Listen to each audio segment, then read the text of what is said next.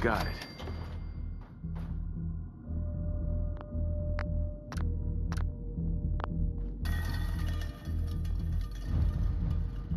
Ain't enough food around.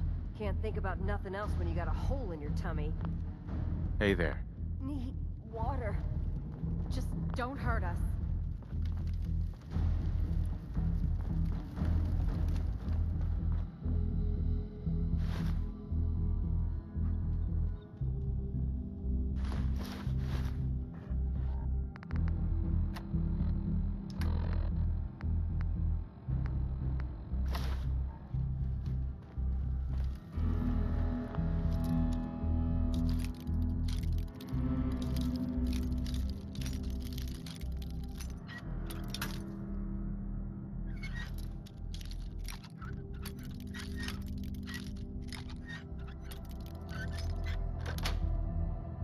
Sweet. It's your business to know what you're putting in your child's bloated belly. That's why sugar bombs are engineered to please both your child and not damage his or her tender, tender brain. They taste so amazing. And they'll make you remember everything you read. Quick, absorb that book. Of course, Mother. Sugar bombs are made with nutrients and stimulants, stimulants and nutrients, weaving taste and performance together in a potent breakfast cocktail that'll provide a day-to-day breakthrough in your child's life. I can see the future. Sugar bombs may last up to 12 hours. After that, it's anyone's guess. Buy 2 boxes and get a third half free until supplies last. Cereal has seldom been so crispy, so fresh when it hits your stomach, blasting your brain with 5,000 taste volts of volcanic delight. Sugar bombs are built from the ground up to prime you for lunch.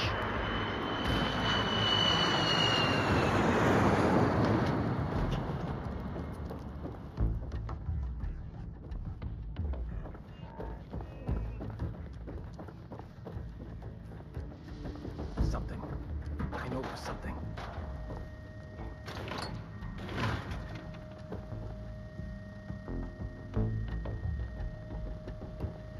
Password only. Need another bottle. Terminal should open this.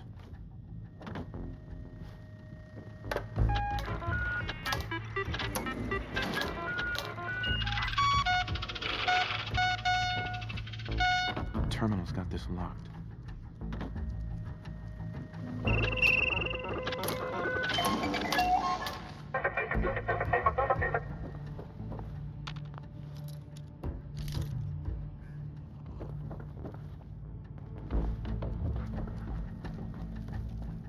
If this is my life, kill me now.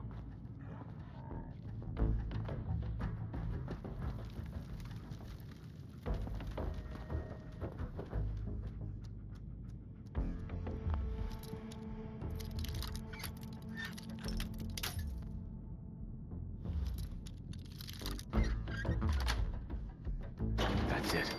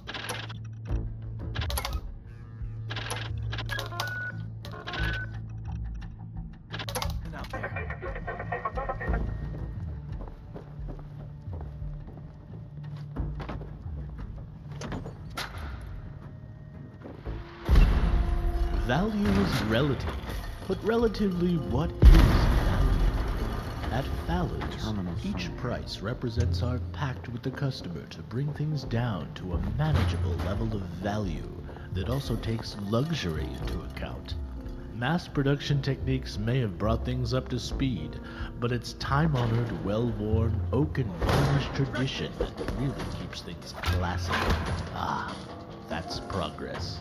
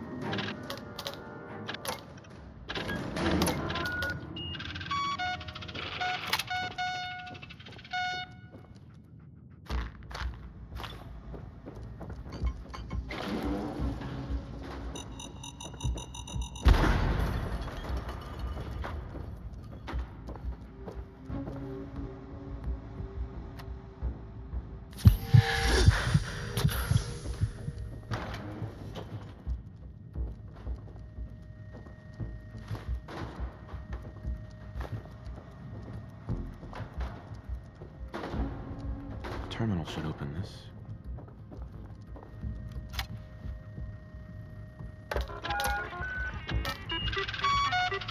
Terminal's got this locked.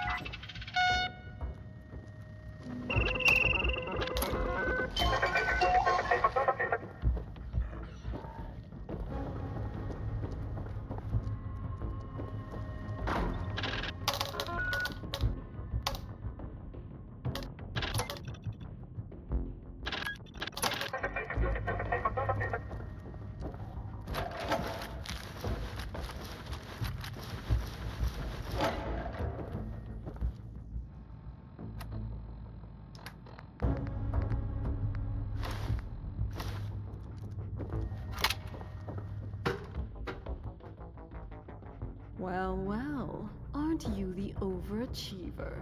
I've been admiring your handiwork. We all have. You put on a good show. Maybe you're not useless after all. Our new friend surely has some questions. Perhaps we should introduce ourselves. Name's Murphy.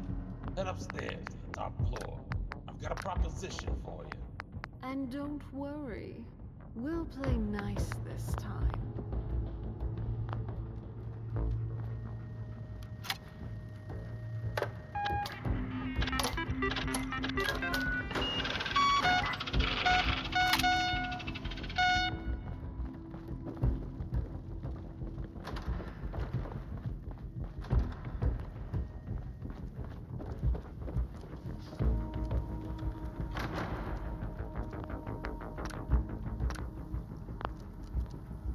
Hey, over here.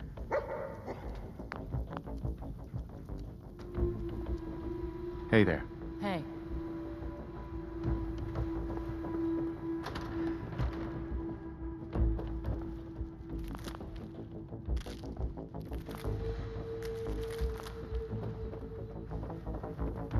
Hey. Hey.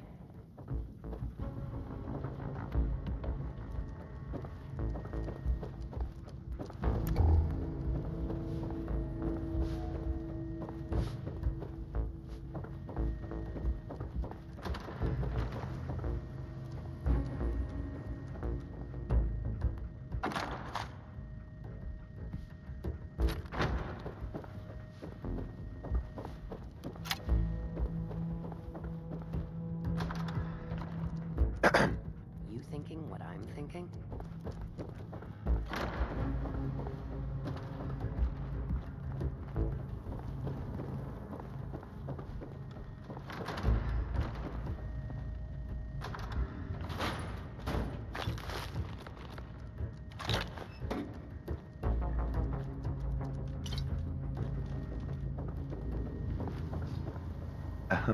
Hey.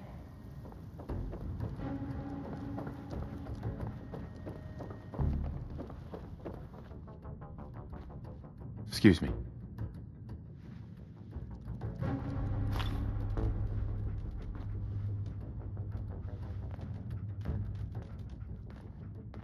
If you ain't standing out, you ain't worth looking at.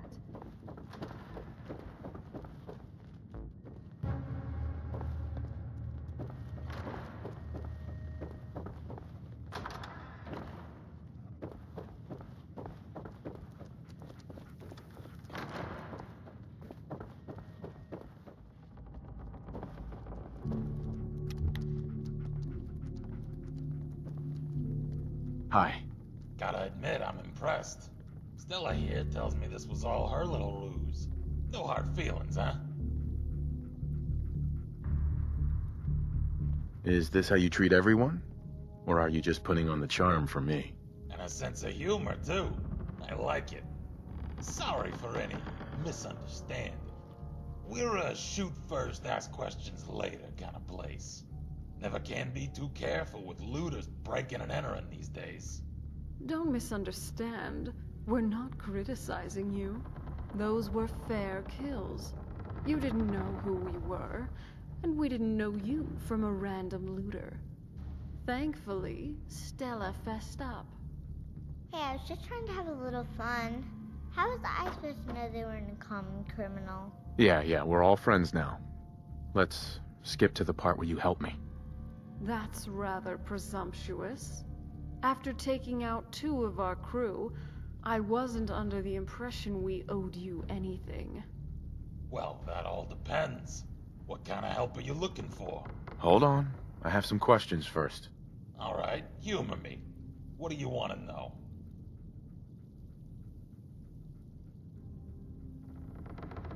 Could you tell me anything about the kid? Stella hasn't had it easy. Her dad was never in the picture, and her mom raised her at University Point most of her life, until the Institute torched the place. I met Stella and her mom Judy after they fled to Quincy in 2285, helped them build a life for themselves there. And the Quincy massacre happened. What was the Quincy massacre? We can get into that some other time. Let's just say that life's greatest dangers often come not from external enemies, but from our supposed friends, who pretend to work for the common cause while scheming to sabotage it. When the Minutemen betrayed Quincy, most of the residents ended up slaughtered by the gunners, Judy included. I managed to get Stella out, and we made our way north to Concord. And that traitor Preston followed us here. I'm telling you, he was working with Clint the whole time. And now he's right down the street. And you still won't do anything about it. We've been over this, Stella. Innocent until proven guilty. You want me to focus on keeping this place safe from the gunners? Or waste time dealing with the loudmouth fool in the silly hat? Both. I want justice for what they did to my mom. And like I explained, you'll get it, if you have patience. Garvey will get what's coming to him eventually. But for now... Wait, hold up. You hear that?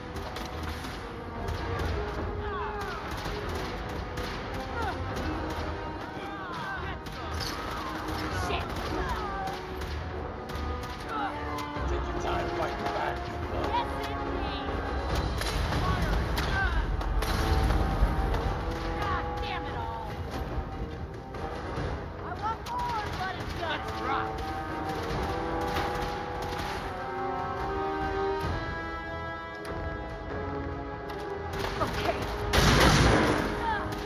Try that.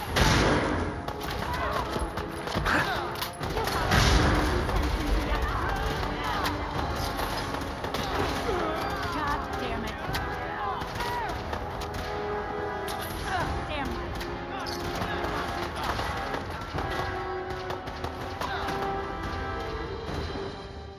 Giving me no choice.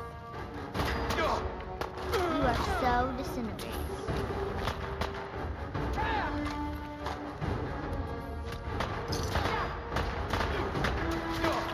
So far, so good. Gotta bring your A game.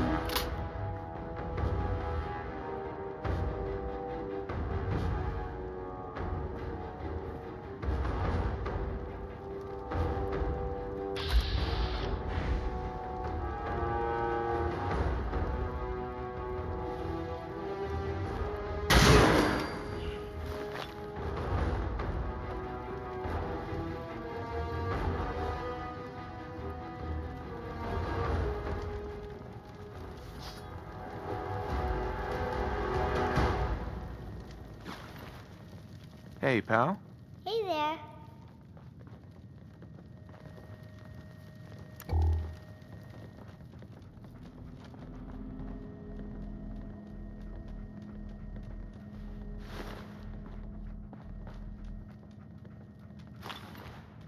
Excuse me.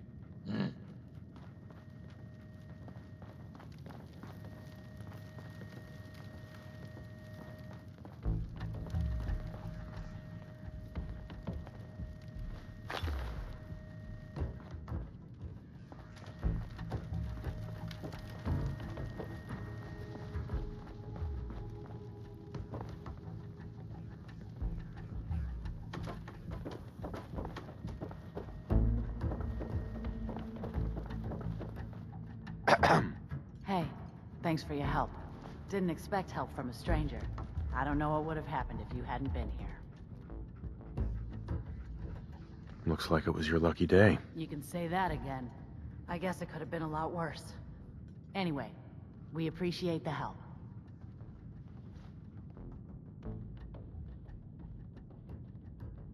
I'm happy to help with anything I can. We could sure use some help fixing some of the damage.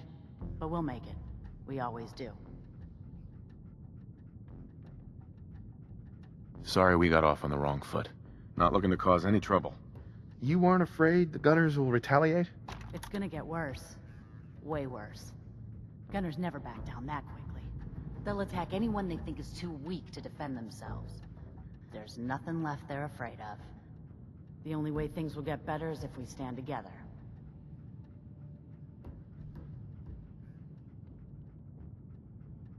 More than happy to stick it to the Gunners. We need a way to bring the fight to them. I think with some work we can make a go of it. We're gonna try, at least. We could really use your help. Look, I'd love to explore this topic further, but later. Okay? Well, it sure was nice chatting with you.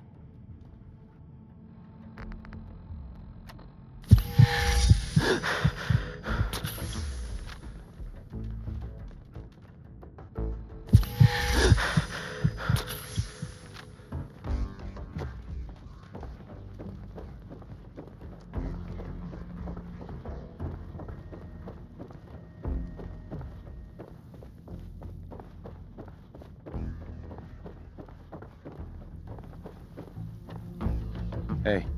I was afraid those guys might show up. Thanks for your help. You alright?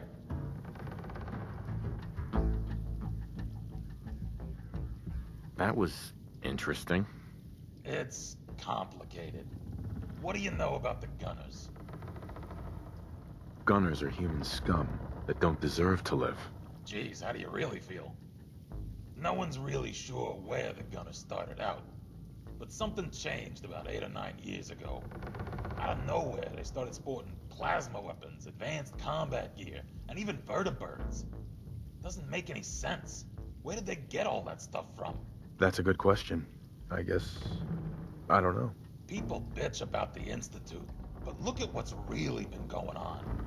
Quincy, GNN, Mass Bay Medical, Mass Fusion, 2 vaults, and all the major freeways. It's the Gunners, not the Institute, who've been gaining the most ground in the Commonwealth. How much of a threat are they? No one invests the resources to capture those strategic locations without a larger agenda. Someone's behind it. We're just not sure who or what. At this point, there's not much to keep the Gunners from taking Good Neighbor, Diamond City, or the towns up north. Is there a reason that you're bringing this up? You mean besides the fact that we just got ambushed here in Concord?